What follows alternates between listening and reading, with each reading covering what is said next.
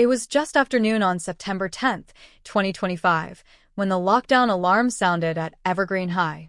For most of the 900 students there, it was just lunchtime, a break in the middle of a totally normal school day. But as the familiar command, "Locks, lights, out of sight," echoed from the speakers, a horrifying new reality set in. For some, their reactions to the chaos that was unfolding were anything but predictable. What you're about to hear are the real, unbelievable responses from a community in crisis, and some of them will change how you think about survival. On September 10th, 2025, a male student opened fire at Evergreen High School in Jefferson County, Colorado, using a handgun to injure two of his fellow students before taking his own life. The attack plunged a normal Tuesday into chaos, both inside and outside the school. Law enforcement was on the scene within 2 minutes of the first call, but for the students, teachers, and parents of Evergreen, those minutes felt like an eternity. In the aftermath of a tragedy like this, a community is often defined by how it responds.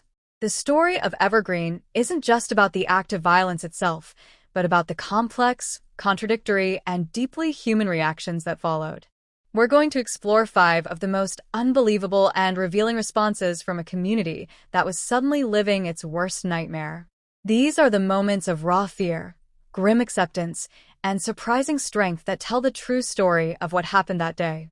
Coming in at number 1, we have the reaction of the students themselves, a chilling mix of sheer disbelief and pure terror.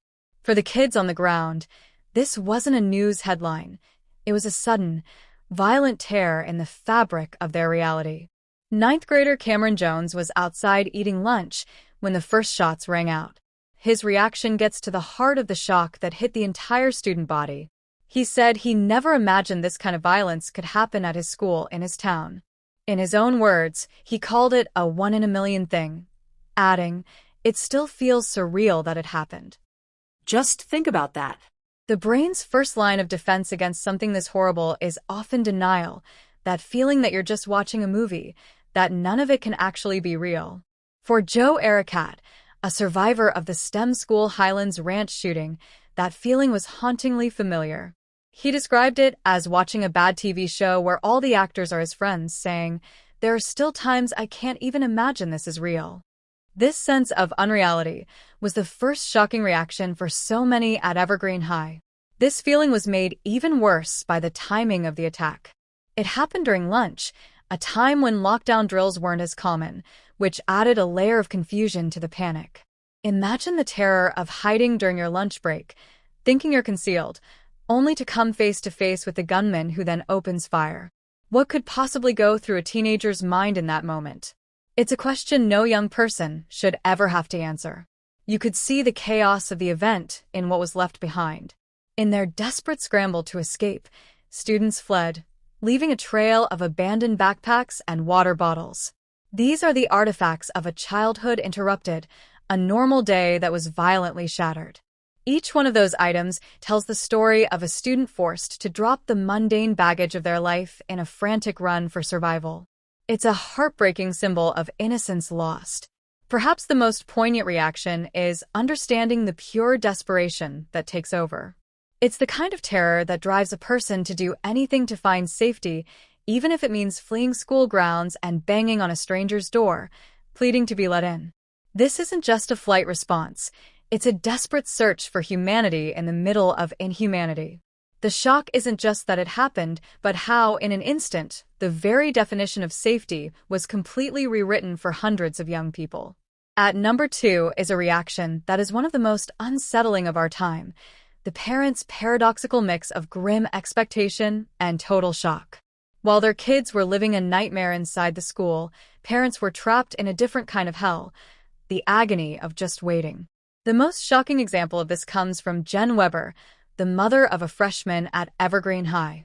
She was washing her car when her son texted her that there was a shooting at his school. Her reaction says so much about the anxiety that plagues modern parents. She said, "I think if I'm being honest with myself, I always knew it was when, not if. But having been born and raised in Evergreen, I didn't ever really think it would happen here in Evergreen." Let that sink in. When, not if. This is the grim mantra that has become part of the consciousness of a generation of parents. The abstract knowledge that this can happen anywhere, paired with the desperate hope that it won't happen here. Not in our quiet mountain town. Not to my child. This conflict is the second shocking reaction. The mental gymnastics required to live with a constant, low-level dread while also being completely floored when that dread becomes real. It's a psychological burden no parent should have to carry. This was echoed by another mother who lived near the school. She described the chilling moment she heard the gunshots, between 15 and 30 distinct pops. Imagine hearing that sound, a sound we're now tragically trained to recognize, and knowing it's coming from your child's school.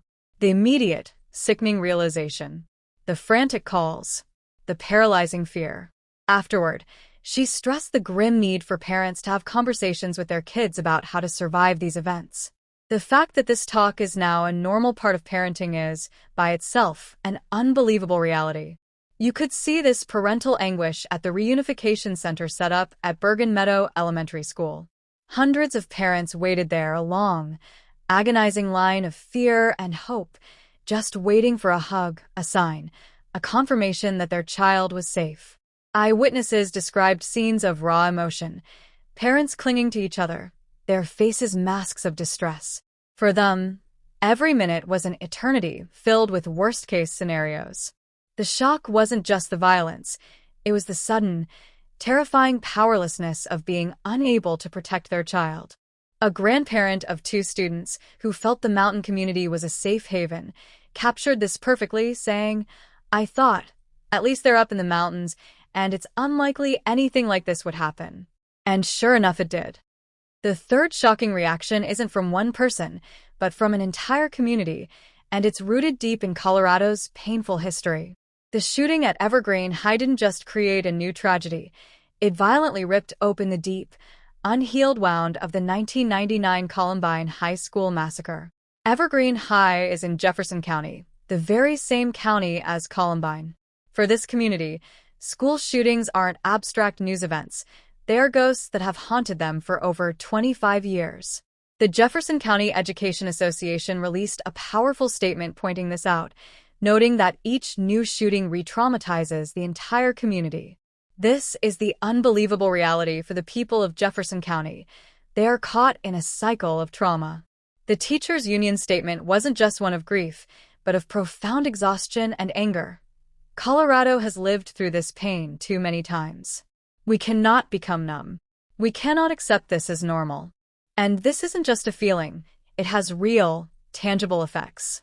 Mental health experts point out that this kind of repeated trauma can lead to severe physical and psychological symptoms like flashbacks, anxiety, and PTSD.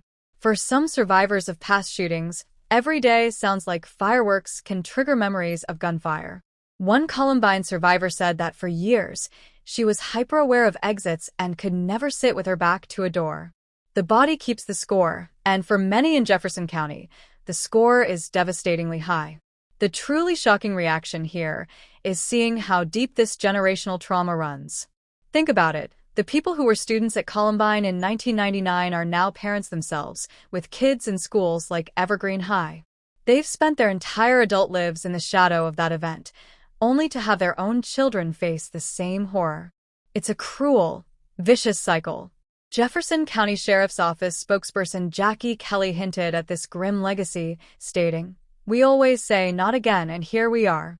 Sheriff Reggie Marinelli echoed that feeling, opening a press conference with the heartbreaking words, "It's a tragic day here in Jefferson County that we unfortunately have experienced previously."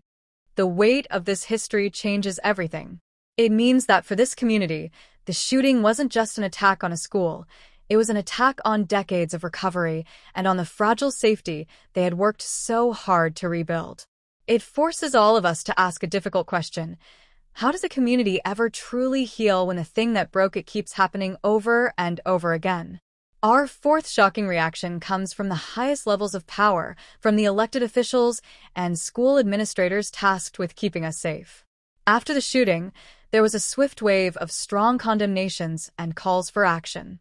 But what makes this reaction unbelievable is how grimly familiar it all sounds. Colorado Governor Jared Polis immediately released a statement saying he was devastated and that his heart went out to the victims. He stressed, "Students should be able to attend school safely and without fear across our state and nation." This was echoed by a chorus of other leaders. Senators John Hickenlooper and Michael Bennet both expressed their horror at the senseless violence. Representatives from the area all condemned the violence and called for action. The Jefferson County Schools superintendent expressed her anger and heartbreak, saying that no child should ever have to face such danger. On the surface, these are all the right things to say. They're statements of compassion and outrage.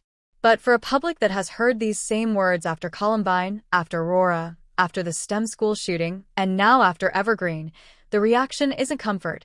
It's a deep, weary cynicism. The shock lies in the deafening echo of these statements.